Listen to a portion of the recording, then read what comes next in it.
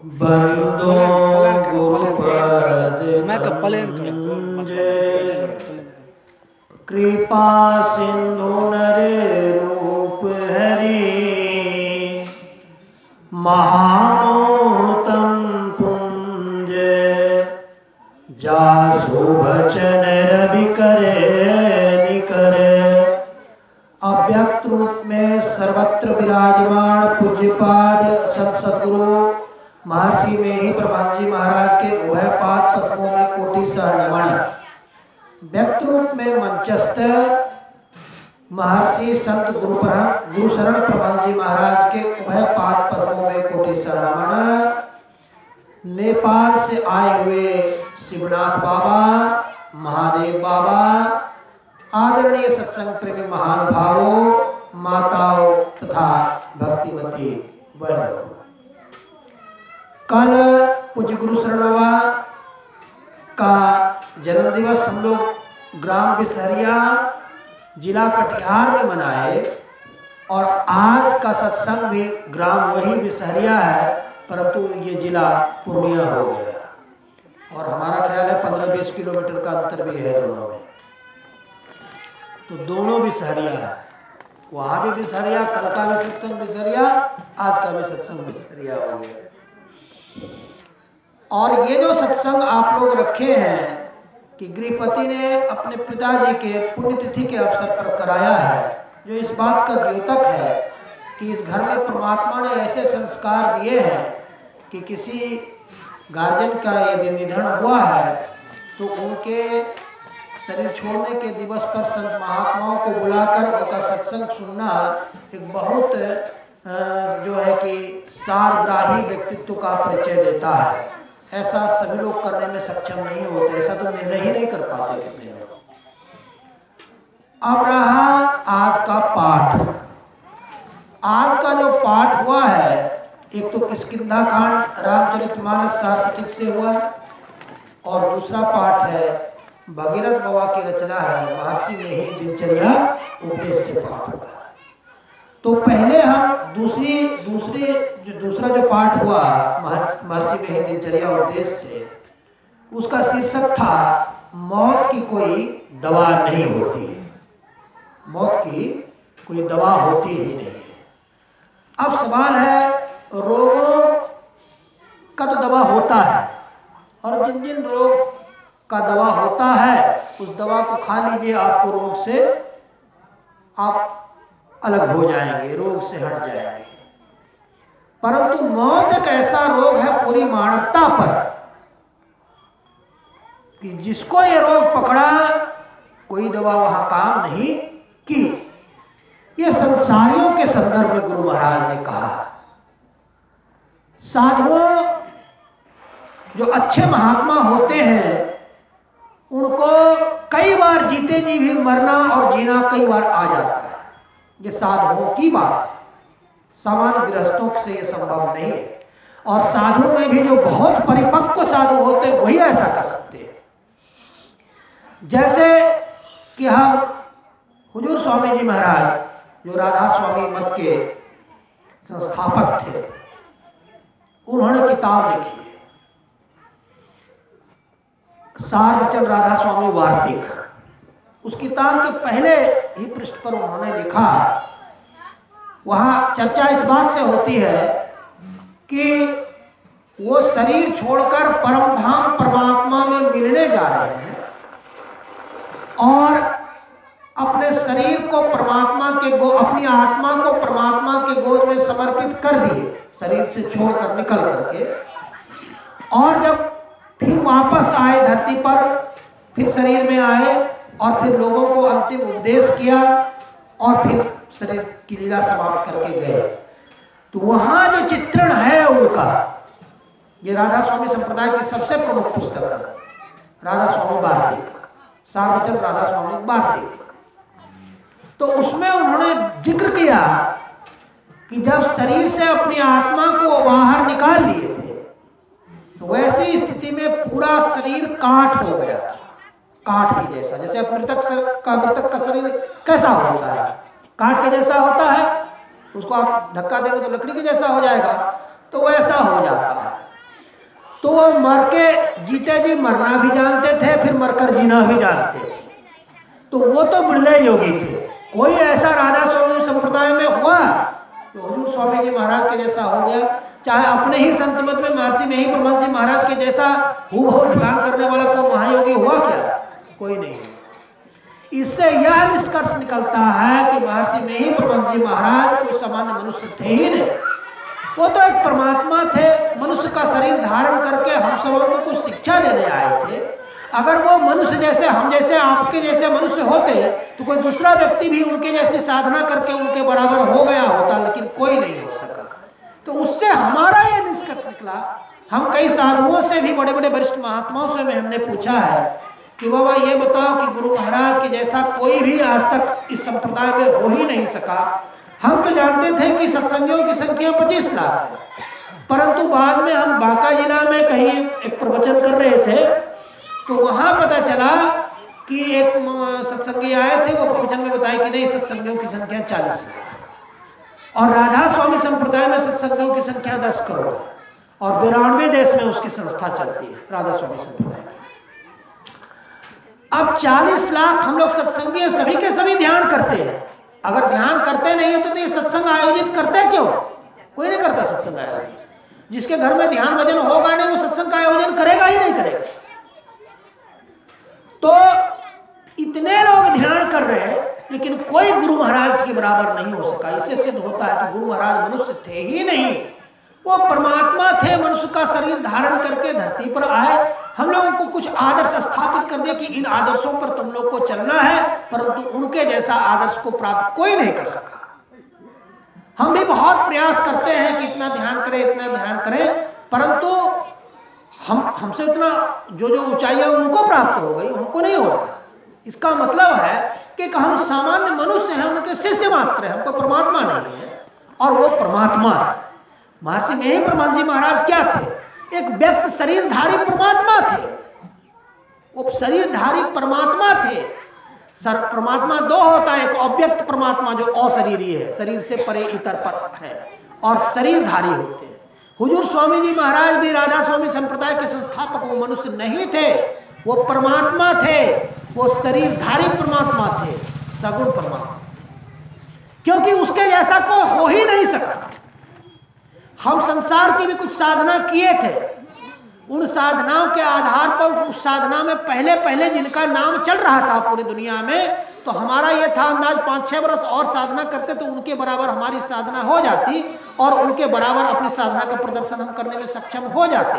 तो हमको लगा कि वो भी मनुष्य है, मैं भी मनुष्य हूँ, मेरे से पहले वो साधना कर लिया, हम बाद में साधना कर रहे हैं तो कुछ दिन के बाद उसके बराबर हम भी साधना में हो जाएंगे। परंतु महर्षि में ही परमहंस जी संदर्भ के बारे में ऐसा कभी न कहा जा सकता न किया जा सकता, असंभव है, कोई उनके बराबर नहीं हो सका। तो हम ये कह रहे थे कि मौत की कोई दवा नहीं, ये सामान्य संसारियों के संदर्भ में गुरु महाराज ने कहा। परंतु जो परमार्थी है और कठोर साधना करता है तो वो चाहेगा जीते जी कई बार मर सकता है, शरीर छोड़ सकता है, फिर शरीर में आ सकता है, शरीर से जा सकता है, लेकिन ये साधना बहुत कठिन है।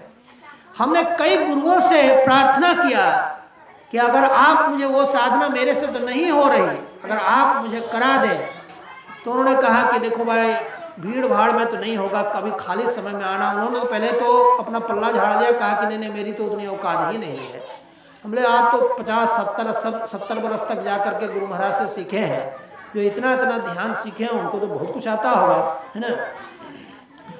तो मौत की कोई दवा नहीं होती, मतलब दवा से तो रोग ठीक होता, मौत कोई रोग है ना, मौत भी एक ऐसा रोग है जिसकी दवा आई ही नहीं है। विज्ञान क्या क्या नहीं बना लिया दुनिया में, क्या क्या नहीं बढ़ गए। कल हम जा रहे थे, देख रहे थे गजब गजब की चीज आविष्कृत हो रही है पूरी दुनिया में। एक बर्तन दिखाया कि बर्तन में कितना गर्म सामान रख दीजिएगा ठंडा ही लगेगा। अरे ये विज्ञान कहाँ से कहाँ पहुंच गया। हमने कि दुनिया में सब कुछ बना सकते हैं आप, लेकिन किसी विज्ञान को एक बात बता दो कि किसी जीव को उसका परमात्मा दिखा दो, वो उतने ही बरस लगेगा जितना भगवान बुद्ध को लगा था। कोई ऐसा विज्ञान में मंत्र मशीन आया है कि यह मशीन आपके माथा पर धरेगा, गुरु महाराज का मानस ध्यान का फोटो उग जाएगा, ऐसा है? नहीं आया है। हमें षड्विकारों से मुक्त करने वाली कोई मशीन वैज्ञानिकों ने बनाया ही नहीं।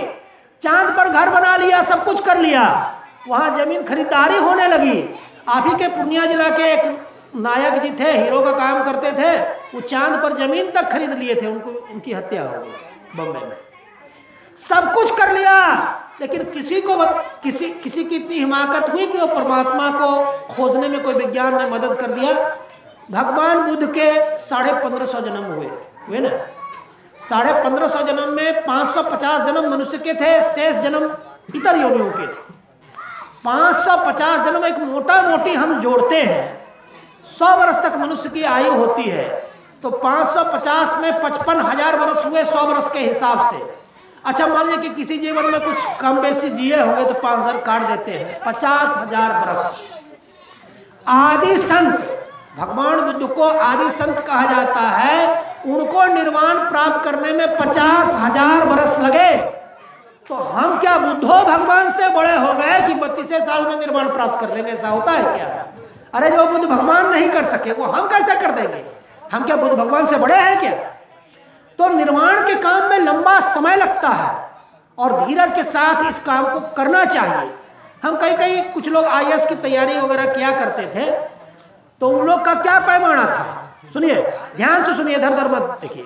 उनका पैमाना था, अरे IAS तो 2-3 बार हम लोग परीक्षा बैठते हैं, पास कर जाते हैं, और आप लोग कौन महात्मा बन के आए हैं जो अभी तक आप निर्वाण नहीं प्राप्त कर सके? बात देखो, ये जन्म जन्मांतर की बात है। ये कोई संसारी उपाधि तो निर्वाण होती नहीं है ना। एक साधारण साधु भी जो अच्छा ध्यान करता है, राष्ट्रपति भी आता है तो उसको पैर छूकर प्रणाम करता है। इतनी तो इज्जत मंत्री भी करते हैं, सभी लोग करते हैं। क्यों? अरे राष्ट्रपति बनने के बाद भी वो नहीं कर सका जो साधु अभी कर रहे हैं।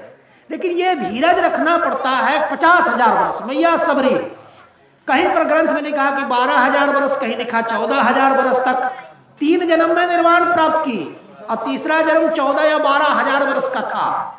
ये सब बातें तो उटपटांग लगती है। कोई कहेगा 12,000 वर्ष कैसे? अरे त्रेता में आयु होती थी, लाख वर्ष की आयु होती थी, अब ना आयु नहीं होती है कलयुग में।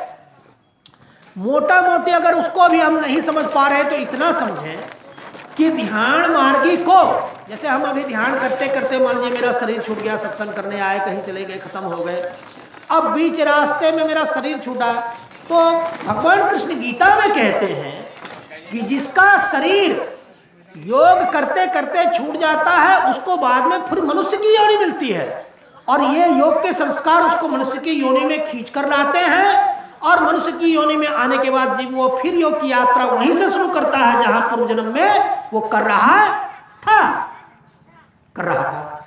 और स्नेह स्नेह धीरे धीरे वो परमात्मा तत्व की ओर आगे बढ़ता जाता है। आज के पाठ में कितना हुआ? मानस जप की चर्चा है, दृष्टि योग की चर्चा है, नादानुसंधान की चर्चा है, अनाहतनाद अनाहतनाद, ये सब की चर्चा है। सबसे कैसे बाइबल में गुरु महाराज ने पादरी को क्या कहा, पादरी क्या बता सकेगा कि ये शब्द क्या होता है? विश्व के कई देश के जो चर्च वाले पादरी लोग होते हैं हमसे फोन से जुड़े रहते हैं, 200 से ज़्यादा देश के, तो वो लोग कुछ बाइबल की व्याख्या करते हैं और अपने धर्म की इतिश्री इसी में समझ लेते हैं कि हम बाइबल की कुछ पंक्ति की व्याख्या कर दिए, मेरा धर्म पूरा हो गया। 4 बात करने से कोई धर्म पूरा नहीं होता।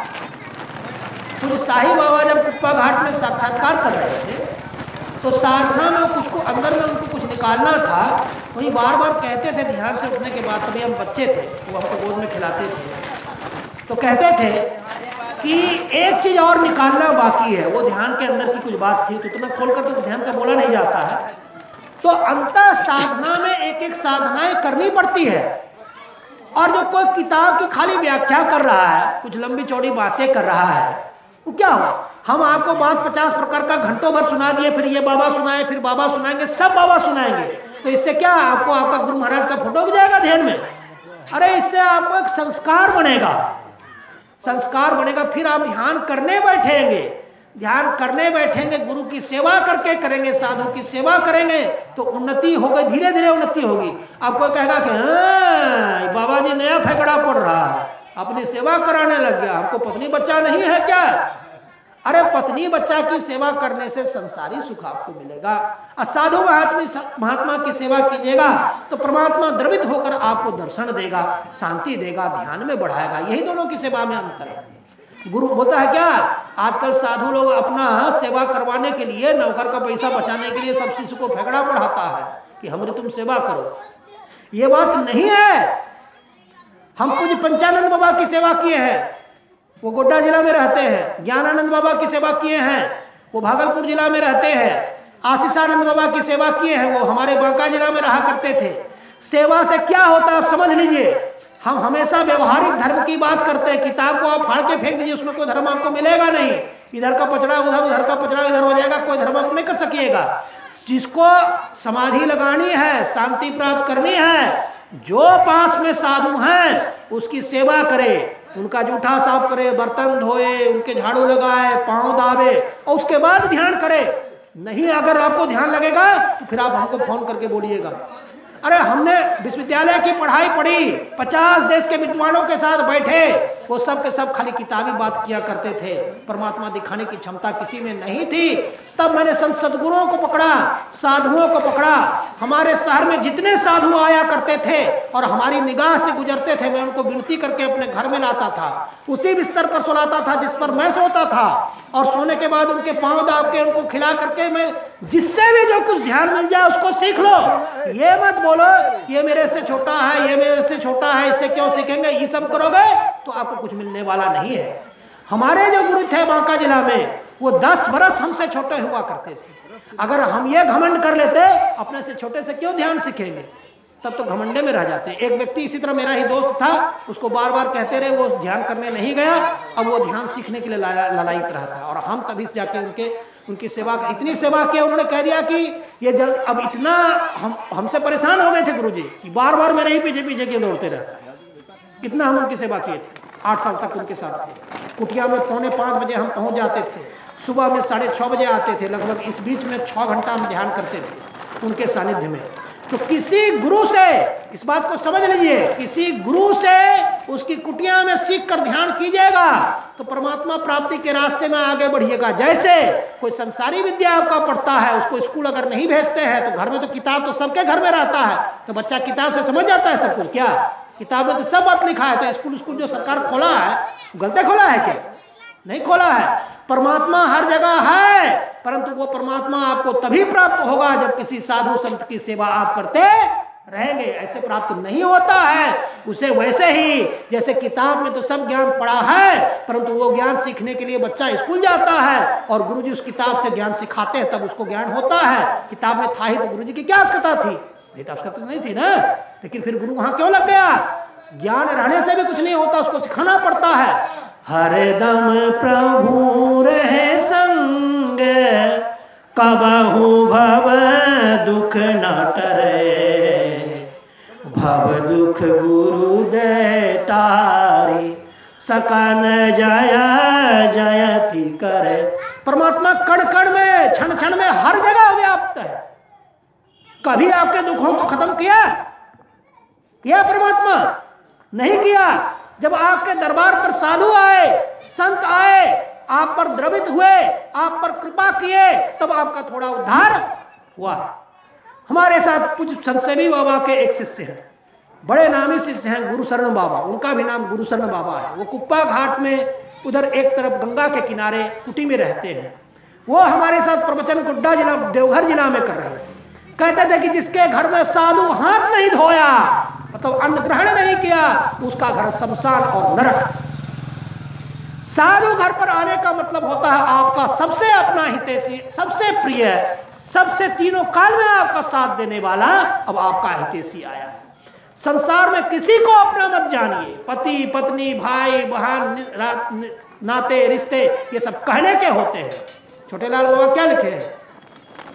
गुरुदेव सुनो तू मेरी, मैं चरण शरण हूँ तेरी, दुनिया स्वार्थ की चेरी, मैं चरण शरण हूँ तेरी। पूरी दुनिया पत्नी, बच्चे, भाई, बहन, साले, साली सब अपने स्वार्थ के कारण आपसे जुड़े हैं। और आपसे एक ही व्यक्ति आपसे जो आपका अपना है, सारे आपके हित का है, वो होता है साधु, और दूसरा होते हैं संत, और उसके ऊपर होते हैं परम संत। और ये तीनों के अलावा आपका अपना हितैषी कोई नहीं है। एक बात मैं पूछता हूं, अडानी जी हैं, अंबानी जी हैं, ये सबके सब उद्योगपति हैं, ये माता के गर्भ में जाएंगे, मरने के बाद सब जाएंगे ना? मरने के बाद जिसने निर्वाण नहीं प्राप्त किया, माता के गर्भ में जाएंगे कि नहीं जाएंगे? बोलिए ना, जाएंगे ना? तो अंबानी जी कहेंगे मेरे पास इतना अरब रुपया है, पेट को जरा परमात्मा और फैला दो, एसी उसी लगा दो, तो परमात्मा मान जाएगा क्या? मान जाएगा उसके कहने से? उसका रुपया वहां जाता है क्या? नहीं जाएगा।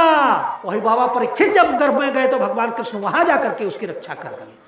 वो पैसे से भगवान नहीं रिझता, भगवान तो आपकी भक्ति से रिझता है। इसलिए भक्ति धन जो नहीं कमाकर संसारी धनों के पीछे दौड़ता है, वो क्या होगा? साहब के दरबार में एक दिन धक्का खा जाएगा। क्यों? कि वो पैसे के लिए पूरी धरती पर इधर उधर घूम रहा था, पैसे अर्जन कर रहा था, पैसे को अपना समझ रहा था, जो कि पैसा अपना नहीं होता है। पैसा क्या होता है समझ लीजिए, आपकी ध्यान, आपकी साधना, आपका ध्यान, आपकी समाधि, आपकी गुरु सेवा, आपका दान, आपका धर्म, ये सब के सब पैसे होते हैं। अगर पैसे के ही लोभी हैं तो पहले इसको आप कमा लीजिए। मौत की कोई दवा नहीं होती। शीर्षक कहता है कि मौत की कोई दवा नहीं होती। दवा सामान्य दृष्टि से तो नहीं होती, परंतु किसी योगी से आप इसी शरीर से निकलना, फिर इसी शरीर में प्रवेश करना, ये विद्या सीख जाएंगे तो फिर उसकी दवा होती है, उसकी दवा होती है। लेकिन वो बिरलों को मिलती है, सबको नहीं मिलती है वो दवा, सबको नहीं मिलती। अपने यहाँ का जो सूरत शब्दयोग है, महेश योगी साहब को ये विद्या नहीं आती थी। एरोप्लेन से लेकर के आए थे धीरेन्द्र ब्रह्मचारी बाबा, उनको गुरु महाराज के पास बैठने नहीं दिया गया, तो उन्होंने दान के स्वरूप में एक एरोप्लेन भी दिया, जिसको गुरु महाराज ने नहीं दिया। सूरत शब्दयोग ये विद्या है, अपने संत मत की सबसे ऊंची विद्या है, जिसको सूरत शब्दयोग कहते हैं। यह कठिन है, इतना आसान नहीं कि सभी सूरत शब्दयोग में चले जाए। हम छोटे लाल बाबा की एक किताब है पिंड माही ब्रह्मांड, इसमें बड़ी व्याख्या है उसकी, हमको कई बार इसको पढ़ने का मन करता है। और राधा स्वामी संप्रदाय में तो सूरत शब्दयोग के अलावा किसी की और की चर्चा ही कम होती है, खाली सूरत शब्दयोग। तो अब ये तो बातों में, ये तो बात की बात हुई, ये सूरत शब्दयोग करते कितने हैं? आप जब संतमत में अपने संप्रदाय में दीक्षा लेने के लिए जाएंगे, तो दीक्षा लेने जाएंगे तो आपको सूरत शब्दयोग की दीक्षा पहले नहीं दी जाएगी। पहले आपको पूछा जाएगा कि आपकी बिंदु ध्यान में कैसी स्थिति बनी है, आप बिंदु ध्यान कितना हद तक ठीक किए हैं, तब आपको दीक्षा दिया जाएगा। अब थोड़ा सा साधना पर मैं प्रकाश डालूंगा।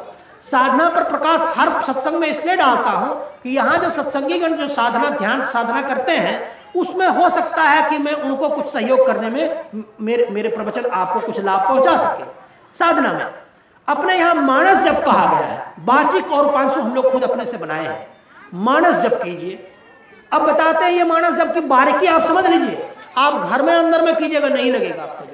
आपकी पत्नी है, उसी का फोटो बनने लग जाएगा, दिमाग में वही आएगा, बच्चा का आएगा ध्यान। ये लगता कहाँ है?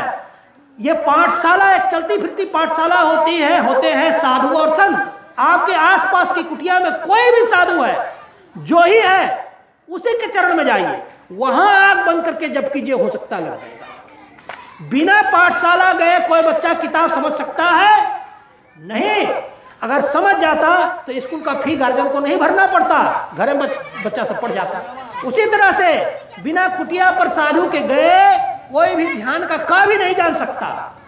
हमने 84 या 85 या 86 में दीक्षा लिया, गुरु महाराज तभी शरीर में थे, तिथि हमको याद नहीं है। लेकिन 2002 ईस्वी से एक साधु के पास जाते थे, तो हमेशा, और साधु के पास तभी पढ़ाई का भार था, MA PhD सब करना था, BA सब बनारस से करना था, वो सबका भार था। उसके बाद जब हम खाली हुए तो नियम पूर्वक 2002 से हम कुटिया में जाकर के गुरु के सानिध्य में ध्यान सीखे। गुरु के बिना साधु के सानिध्य में ध्यान किया, आप ध्यान में गलती कर बैठेंगे। इसलिए मानस जब किसी साधु के चरण में बैठकर कीजिए, एक, फिर गुरु महाराज के एक मूर्ति का ध्यान, एक फोटो, उनके बहुत सारे फोटो चैनल पर भी है, किताब में भी है, सब जगह है। एक फोटो चुन लीजिए, जैसे ये फोटो जो लगा है कोई इसी को चुने हैं, कोई पद्मासन के फोटो को, एक फोटो उनका आप मानस ध्यान कर लीजिए। मानस ध्यान करने के पहले उनका आह्वान करना है, आह्वान मंत्र को जपना है। फिर मानस ध्यान में उनके एक फोटो पर दृष्टि को एकाग्र करना है। और वहीं पर जब आपकी भक्ति से प्रसन्न होकर के गुरु महाराज दर्शन देंगे तो उनके 2 पांव के नख में मणियों की ज्योति का आपको दर्शन होगा। उसके बारे में रामचरितमानस सारस्वती कहता है, श्री गुरु पद नख मणि गण ज्योति, सुमिरत दिव्य दृष्टि होती। श्री गुरु महाराज के पद के नख में मणियों की ज्योति है, जिसका सुमिरन करने से दिव्य दृष्टि होती है। जब मानस ध्यान में आपके को गुरु महाराज के पांव के नख में मणियों की ज्योति का दर्शन होगा, तब आपको दृष्टि योग करने की शक्ति उसी पांव के नख से प्राप्त होगी, उसके पहले शक्ति नहीं प्राप्त होगी। अगर कोई मानस ध्यान में गलती करता है, आजकल फैशन चला गया, सब गुरु अपने अपने फोटो का ध्यान करा लिए। अरे जो निर्वाण को प्राप्त नहीं किए, जो परमात्मा तक मिले नहीं, वो अपने फोटो को दिखला करके भी जीव को परमात्मा तक पहुंचाएंगे कैसे, जो खुद ही नहीं पहुंचे। कबीर बाबा ने अवतारों पर पाबंदी लगा दी। उन्होंने कहा 10 अवतार निरंजन कहिए, इन सिर लागी काई, इनके भरोसे ना कोई रही हो, इनहु मुक्ति न पाई। और अवतार पर भी कह दिया कि इनके बुद्धि जो है, ये बुद्धि विपरीत वाले हैं, इनकी बुद्धि भरमाई हुई है। जब खुदे निर्वाण नहीं प्राप्त किए तो दूसरे को ये क्या प्राप्त कराएंगे। अवतार तक पर कबीर बाबा बोल दिए। वही मैं बार बार कहता हूं, मानस ध्यान केवल गुरु महाराज की फोटो का करिए, के फोटो का करिए। इसके अतिरिक्त आप किसी का अगर करते हैं तो आप गलत करते हैं। इसके अतिरिक्त अगर किसी का आप ध्यान करते हैं तो गलत करते हैं। फोटो का, गुरु महाराज के एक फोटो का, अब कोई बाबा आएगा बोलेगा क्या, वो भरमा देगा आपको, बोलेगा मेरे फोटो का ध्यान करो, कोई कहेगा मेरे फोटो का ध्यान करो, कोई कहेगा काली का करो, कोई कहेगा दुर्गा का करो। नहीं, एक का करना है। महर्षि में ही परमहंस जी महाराज के एक फोटो का ध्यान करना है। फिर धीरे धीरे करते करते करते करते बहुत दिनों तक करते करते तब वहाँ गुरु महाराज के चित्र आपके सामने उगेंगे। उगने के बाद उनके पांव के नख में मणियों की ज्योति का दर्शन होगा, तब आपको दिव्य दृष्टि प्राप्त करने की क्षमता प्राप्त होगी। तब आप अच्छा से दृष्टि योग, आपकी दृष्टि की धारे अपने आप जुड़ना शुरू कर देंगे, अपने आप ऑटोमेटिक। वहाँ उस शक्ति कहाँ से मिला, उनके पांव के नख से, ठीक है। जब जुड़ेगी तो फिर आपको वहीं पर शब्द होता है। दोनों दृष्टि धारों के जहां जुड़ते हैं वहां से शब्द शुरू होते हैं। अब शब्द पर सुनिए, शब्द पर बोलना आसान है, उसको प्राप्त करना बहुत कठिन है। और जो शब्द मंडल में ध्यान करते हैं उसी को ईश्वर कहा जाता है, जो प्रकाश में ध्यान करते हैं उसको भगवान कहा जाता है, और जो शब्दातीत पद में ध्यान करते हैं उसको परमात्मा कहा जाता है। ये मैंने राधा स्वामी संप्रदाय के एक प्रोफेसर से सीखा था। अब है कि आप शब्द में ध्यान कर रहे हैं, बहुत प्रकार के शब्द हैं। स्थूल मंडल के केंद्रीय शब्द, सूक्ष्म मंडल के केंद्रीय शब्द, कारण मंडल के केंद्रीय शब्द, महाकारण मंडल के केंद्रीय शब्द और कैवल्य मंडल के केंद्रीय शब्द। जो कैवल्य मंडल का केंद्रीय शब्द है वो अनाहत शब्द, इधर अनाहत होते हैं, तो वहां तक वो बहुत ज्यादा ध्यान करना पड़ता है। ये सब ध्यान आप करेंगे कैसे? आप घर में बैठ के गद्दा पर कर लीजिएगा, पति पत्नी बाल बच्चे के साथ नहीं होता। अगर वहीं हो जाता तो गुरु महाराज काहे घर छोड़ करके भाग गए थे दरिया साहब के पास ध्यान सीखने के लिए। हम ही लोग क्यों घर छोड़ छोड़ के भागना चाहते हैं कुप्पा घाट के पास? घरे में सब कुछ अगर हो जाता, सारा शिक्षा घरे में पढ़ लेता, तो बाल बच्चा का एडमिशन स्कूल में क्यों कराया जाता? सब तो गलत था ना, कराते हैं ना, सभी लोग एडमिशन कराते हैं ना। अगर निर्वाण प्राप्त करना है और आपको मौत की दवा खोजनी है, मौत की दवा होती है कि आप स्थूल शरीर से सूक्ष्म शरीर में जाना किसी गुरु से सीख लीजिए, मरने के पहले सीखिए। देवी साहब ने क्या कहा? देवी साहब ने कहा कि मोक्ष, कब्र में जाने के पहले मोक्ष प्राप्त करो, कब्र में जाने के पहले मोक्ष प्राप्त करो। वो कैसे कीजिएगा? बिना गुरु के चरण में गए नहीं होता है, नहीं होता है, नहीं होता है। इसलिए आसपास के साधु की कुटिया में प्रतिदिन जाइए, परिवार से ज़्यादा सरोकार मत रखिए, जितना काम भरे उतने संबंध रखिए, और गुरु से प्रेम वैसा कीजिए जैसे अपनी पत्नी से, बच्चे से प्रेम करते हैं। और गुरु ही शरीरधारी परमात्मा होते हैं, यह आपको तब पता चलेगा जब गुरु नहीं रहेंगे, तब उसके महत्व को आप समझेंगे। कुछ साहेब बाबा कहा करते थे कि जब तक हम लोग जिंदा हैं तब तक तो कहा करते हैं, जब हम लोग चले जाएंगे तो कोई कहने वाला नहीं रहेगा, तो आप कैसे साधना करेंगे। तो साधु आपके हितु हैं, पितु हैं, मितु हैं, सभी साधु होते हैं, संत होते हैं, और इसके अलावा आपका हितकारी कोई तीनों लोक में नहीं होता है। और बाबा हमको समय से बांध भी दिए, और उसके आगे हम बढ़ेंगे नहीं, और बाबा से भी बहुत कुछ हम लोग को सीखना है। तो अब हम लोग बाबा से सुनेंगे, और जो रामचरितमानस का पाठ था उसको हम टच भी नहीं, स्पर्श भी नहीं कर सके, क्योंकि वो बहुत लंबा पाठ है। तो बाबा से विनती करेंगे कि उस पर बाबा प्रकाश डालेंगे, हम लोग को आशीर्वचन देंगे। और बाबा के वचन इतने प्रखर होते हैं कि जो कहते हैं वो होता है। इनके जीवन पर, इनके धार्मिक क्रियाकलापों पर बहुत सारे ग्रंथ बन सकते हैं। परमात्मा यदि हमको निर्वाण पहले दे देता तो इनके सारे धार्मिक क्रियाकलापों पर मैं निर्वाण प्राप्ति के बाद खाली लेखन करता। ऐसे गुरु, पूर्णतः त्यागी गुरु करोड़ों अरबों में नहीं मिलते हैं। 25,000 धार्मिक संप्रदाय पूरे विश्व को हमको जानते हैं। उसके साथ दुर्गति यह है कि उसी को हमको सिखाना पड़ता, वो हमको कुछ नहीं सिखा सकता। कुछ भी सिखाने के लिए उसके पास नहीं है। बस उसके पास अगर कुछ है तो केवल पैसा है, कुछ भी नहीं। तो अब हम लोग पूज्य गुरुशरण बाबा से श्रवण करेंगे, और मौका मिलेगा तो आगे भी हम लोग सुनेंगे। और बोलिए प्रेम से श्री सद्गुरु महाराज की, श्री सद्गुरु महाराज की, श्री सद्गुरु महाराज की। अब पूज्य गुरुशरण बाबा के पास माइक दीजिए।